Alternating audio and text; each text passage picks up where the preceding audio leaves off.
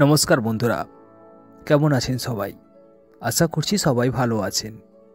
আজকে আপনাদের সামনে আবারও নিয়ে এসেছি সত্যজিৎ রায়ের লেখা প্রফেসর শঙ্কুর ডায়েরি গল্পটির দ্বিতীয় পর্ব। আমাদের গল্পগুলি যদি আপনাদের ভালো লাগে, ভিডিওটিতে একটি লাইক করে চ্যানেলটিকে সাবস্ক্রাইব করতে ভুলবেন না। আর হ্যাঁ, গল্পটা কেমন লাগলো জানান আমাদের কমেন্ট বক্সে। তো চলুন শুরু করি আজকের গল্প। 5ই জানুয়ারি। প্রহ্লাদরা বোকা হলেও ওকে সঙ্গে নিলে হয়তো সুবিধা হবে। আমি মোটেই বিশ্বাস করি না যে এই ধরনের অভিযানে কেবলমাত্র বুদ্ধিমান লোকের প্রয়োজন রয়েছে। অনেক সময় যাদের বুদ্ধি কম হয় তাদের সাহস বেশি হয়, কারণ ভয় পাবার কারণটাই তারা ভেবে বের করতে সময় লাগে। প্রহ্লাদ যে সাহসী সে বিষয়ে কোনো সন্দেহ নেই। সেবার যখন কড়িকাঠ থেকে একটা টিকটিকি আমার বাইকর্নিক অ্যাসিডের শিশির ওপর উল্টে পড়ে, সেটাকে উল্টে ফেলে দিল, তখন আমি সামনে দাঁড়িয়ে থেকেও কিছু করতে পারছিলাম না। স্পষ্ট দেখছি অ্যাসিডটা গড়িয়ে গড়িয়ে পার অক্সাইড পাউডারের স্তূপটার দিকে চলেছে। কিন্তু দুটোর কন্ট্যাক্ট হলে যে কি সাংঘাতিক ব্যাপার হবে তাই ভেবেই আমার হাত পা অবশ হয়ে আসছে। এমন সময় প্রহ্লাদ ঢুকে কাণ্ড কারখানা দেখে একগাল হেসে হাতের গামছাটা দিয়ে অ্যাসিড মুছে ফেলল। আর 5 সেকেন্ড দেরি হলেই আমি আমার ল্যাবরেটরি, বিধুশেখর, প্রহ্লাদ, টিকটিকি এ সব কিছুই থাকতো না। তাই ভাবছি ওকে নেওয়াটাই ভালো, ওজনেও কুলিয়ে যাবে। প্রহ্লাদ হলো 2 মণ 7 সের, আমি 1 মণ 11 সের, বিধুশেখর 5.5 মণ, আর জিনিসপত্র সাজ সরঞ্জাম মিলিয়ে মণ 5 হবে। আমার রকেটে 20 মণ পর্যন্ত জিনিস নির্ভয়ে নেওয়া চলে। 6ই জানুয়ারি। আমরা রকেটের পোশাকটা আস্তিনের কতগুলো উচ্চিংড়ে ঢুকেছিল, আজ সকালে সেগুলো ঝেড়ে ঝুড়ে বার করেছি। এমন সময় অবিনাশবাবু এসে হাজির। বললেন, কি মশাই, আপনি তো চাঁদপুর না মঙ্গলপুর কোথায় চললেন? আমার টাকাটার কি হলো? এই হলো অবিনাশবাবুর রসিকতার নমুনা। বিজ্ঞানের কথা উঠলেই ঠাট্টা আর ভাঁড়ামো। রকেটটা যখন প্রথম তৈরি করেছি তখনও একদিন এসে বললেন, আপনার ওই হাওয়াইটাই কালী পুজোর দিন ছাড়ুন না, ছেলেরা বেশ আমোদ পাবে। এক এক সময় মনে হয় পৃথিবীটা যে গোল, সেটা যে ঘুরতে ঘুরতে সূর্যকে প্রদক্ষিণ করছে, সেটাও বোধহয় অবিনাশবাবু বিশ্বাস করেন না। যাই হোক, আজ আমি তার ঠাট্টায় কান না দিয়ে বরং উল্টে তাকে খুব খাতির টাতির করে বসতে বললাম। তারপর প্রহ্লাদকে বললাম চা আনতে। আমি জানতাম যে অবিনাশবাবু চায়ে চিনির বদলে স্যাকারিন খান। আমি স্যাকারিনের বদলে ঠিক সেই রকমই দেখতে একটি বড়ি তার চায়ের মধ্যে ফেলে দিলাম।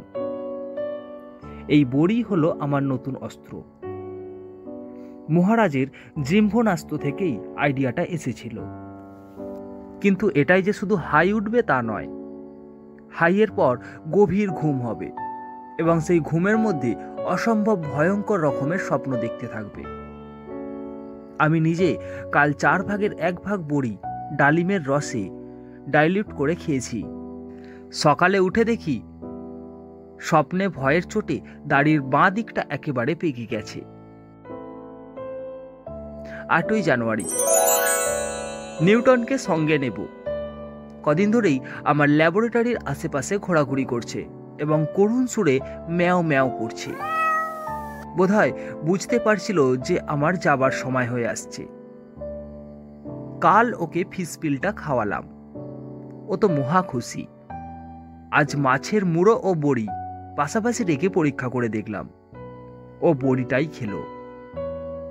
আর কোনো চিন্তা নেই, এবার চটপট ওর জন্য একটা পোশাক আর হেলমেট তৈরি করতে পারলেই হবে। 10ই জানুয়ারি। দুদিন থেকে দেখছি বিধুশেখর মাঝে মাঝে একটা গ্যাং গ্যাং শব্দ করছে। এটা খুবই আশ্চর্য, কারণ বিধুশেখরের তো শব্দ করার কথা নয়। কলকবজার মানুষ, কাজ করতে বললে চুপচাপ কাজ করবে, এক নড়াচড়ায় যা ঠং ঠং শব্দ হয়। ও তো আমারই হাতের তৈরি, তাই আমি জানি ওর কতখানি ক্ষমতা। আমি জানি ওর নিজস্ব বুদ্ধি বা চিন্তা শক্তি বলে কিছুই থাকতে পারে না, কিন্তু বেশ কিছুদিন থেকেই মাঝে মাঝে এর ব্যতিক্রম লক্ষ্য করছি। একদিনের ঘটনা খুব বেশি করে মনে পড়ে। আমি তখন সবে রকেটের পরিকল্পনা করছি। জিনিসটা যে কোনো সাধারণ ধাতু দিয়ে তৈরি হতে পারে না, সেটা প্রথমেই বুঝেছিলাম। যে এবার হয় ট্যান্ট্রাম বোরোপ্যাক্সিনেট, না হয় অ্যাকুইস ভেলোসিলিকা মেশালেই ঠিক জিনিসটা পেয়ে যাব। প্রথমে ট্যান্ট্রামটাই দেখা যাক ভেবে 1 চামচ ঢালতে যাব, এমন সময় ঘরে একটা প্রচণ্ড ঘটাং ঘটাং শব্দ আরম্ভ হলো। চমকে গিয়ে পিছনে ফিরে দেখি বিদুশেখর লোহার মাথাটা ভীষণভাবে এপাশ ওপাশ হচ্ছে এবং তাতেই আওয়াজ হচ্ছে। খুব জোর দিয়ে বারণ করতে গেলে মানুষ যেভাবে মাথা নাড়ে, ঠিক সেই রকম। কি হয়েছে দেখতে যাব মনে করে ট্যান্ট্রামটা যেই হাত থেকে নামিয়েছি, অমনি মাথা নাড়া থেমে গেল। কাছে গিয়ে দেখি কোনো গোলমাল নেই, কলকবজা তেল টেল সবই ঠিক আছে। টেবিলে ফিরে এসে আবার যেই ট্যান্ট্রামটা হাতে নিয়েছি, অমনি আবার ঘটাং ঘটাং। এ তো ভারী বিপদ। বিদুশেখর কি সত্যি বারণ করছে নাকি? এবার ভেলোসিলিকাটা হাতে নিলাম, নিতেই আবার সেই শব্দ, কিন্তু এবার মাথা নড়ছে ওপর নিচে, ঠিক যেমন করে মানুষে হ্যাঁ বলে। শেষ পর্যন্ত ভেলোসিলিকা মিশিয়েই ধাতুটা তৈরি হলো। পরে ট্যান্ট্রামটা দিয়েও পরীক্ষা করে দেখেছিলাম, না করলেই ভালো হতো। সেই চোখ ধাঁধানো সবুজ আলোর বিস্ফোরণে বিকট শব্দ কোনোদিন ভুলবো না। 11ই জানুয়ারি।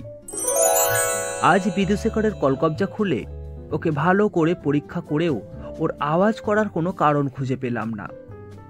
তবে এও ভেবে দেখলাম যে এতে আশ্চর্য হওয়ার কিছু নেই। আমি আগেও অনেকবার দেখেছি যে আমার বৈজ্ঞানিক বিদ্যে বুদ্ধি দিয়ে যে জিনিস তৈরি করি, সেগুলো অনেক সময় আমার হিসেবের বেশি কাজ করে। তাতে এক এক সময় মনে হয়েছে যে হয়তোবা কোনো অদৃশ্য শক্তি আমার অজ্ঞাতে আমার উপর খোদকারি করছে।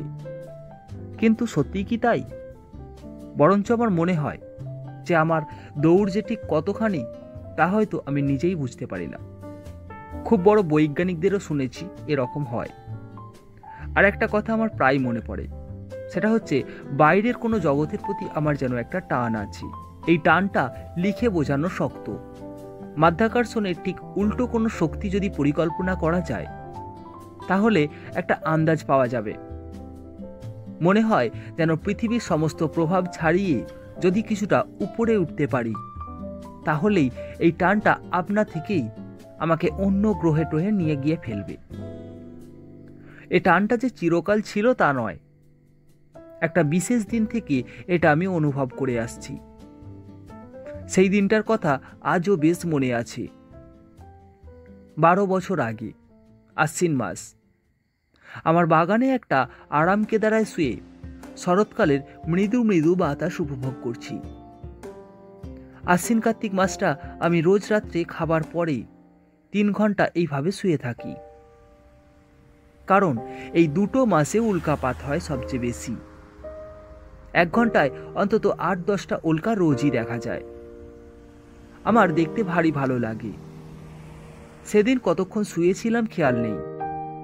হঠাৎ একটা উল্কা দেখলাম যেন একটু অন্য রকম।